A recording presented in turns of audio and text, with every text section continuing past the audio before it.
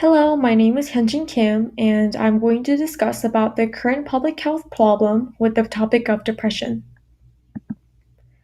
First, I'm going to briefly discuss what depression is, which is defined as a common yet complex psychological mood disorder that interferes with neurotransmitters of the brain, affecting how one feel, think, and handle daily activities. According to the World Health Organization, some of the main symptoms of depression involves emotional stress and related to anxiety, loneliness, hopelessness, emptiness, extreme feelings of guilt, mood swings, insomnia, and withdrawal from social activities.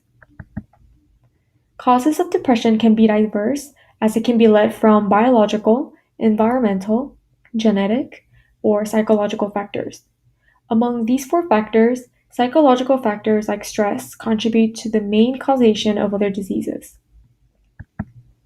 Here we have main types of depression: recurrent depressive disorder and bipolar affective disorder.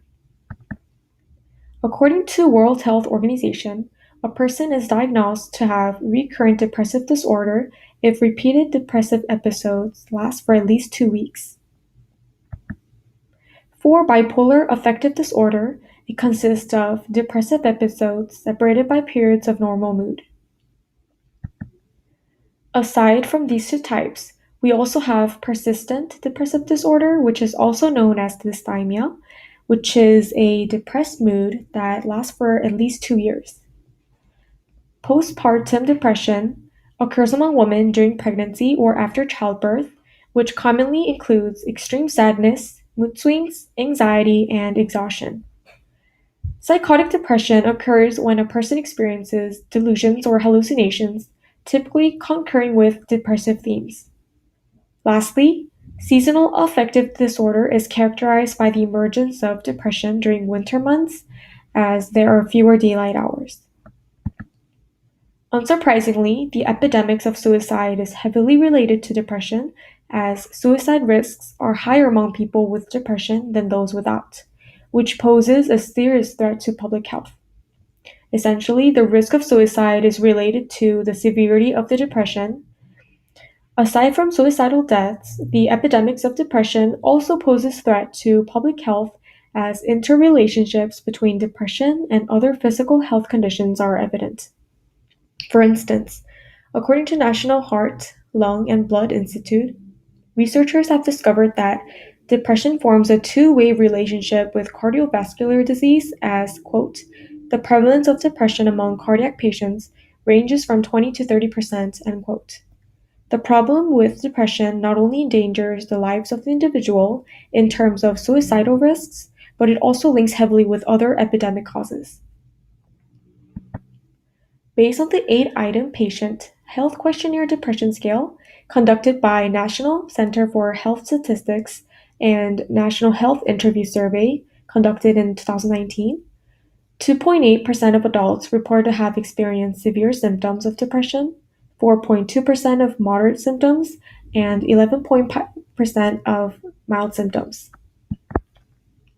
As the cause of depression being heavily dependent on social factors involving traumatic events, men are more exposed to non-interpersonal trauma, while women are significantly impacted by interpersonal trauma such as sexual events.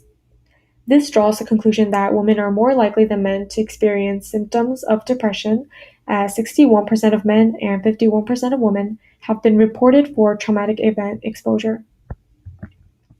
With age, depression rates report to be higher among younger groups, as 21% of those aged between 18 to 29 experience symptoms of depression, 16.8 among ages between 30 to 44, 18.4 among ages between 45 to 64, and 18.4% for 65 and over.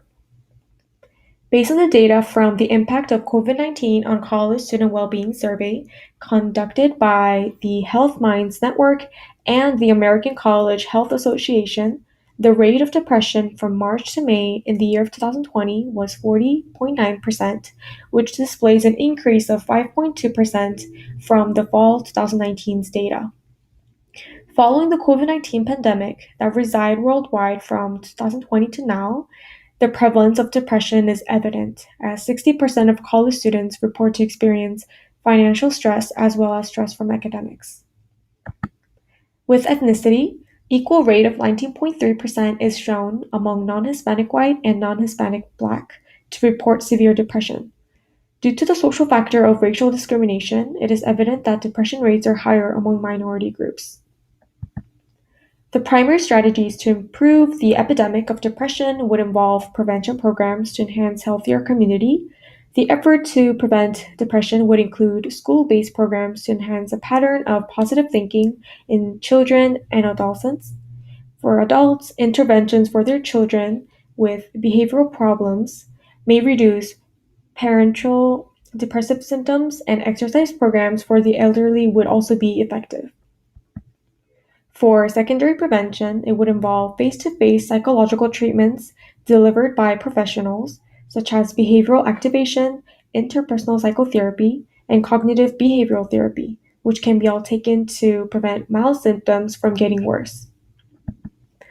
For tertiary prevention of depression, antidepressant medications or drugs can be effective to treat moderate to severe symptoms.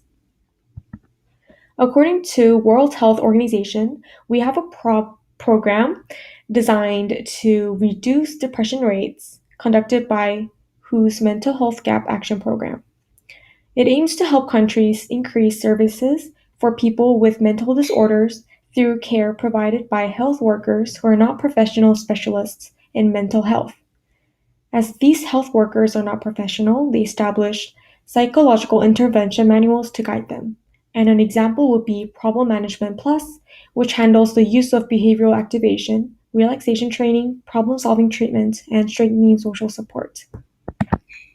To conclude, depression is often left untreated or misdiagnosed, so appropriate measures should be taken to monitor proper health among the population. Thank you. And these are the resources that I use for my presentation.